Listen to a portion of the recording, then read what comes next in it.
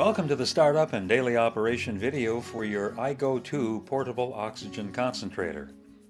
Remember, before using your iGo2 on battery power for the first time, the battery needs to be fully charged. Connect the tubing to the oxygen outlet and cannula.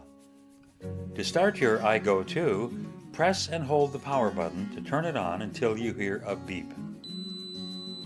When starting up your iGo2, the device will beep and briefly illuminate all symbols on the display control panel.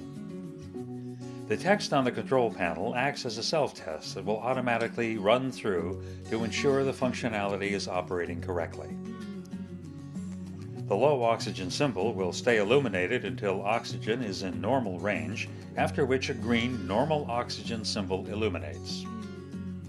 Properly position the cannula with the nasal prongs facing upward and insert the prongs into the nose.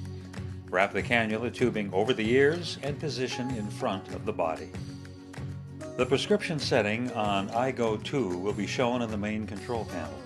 This should be set by your iGo2 medical equipment provider. The device has 5 settings. To change the setting, press the plus or minus symbol on the main screen to increase or decrease the amount of oxygen being produced. Please note that an increased setting will decrease the battery runtime. When the device is turned off, the setting will remain at the same oxygen setting when your iGo2 is turned back on. You're all set to start using your iGo2 portable oxygen concentrator. Thank you for choosing Drive to Vilbus Healthcare.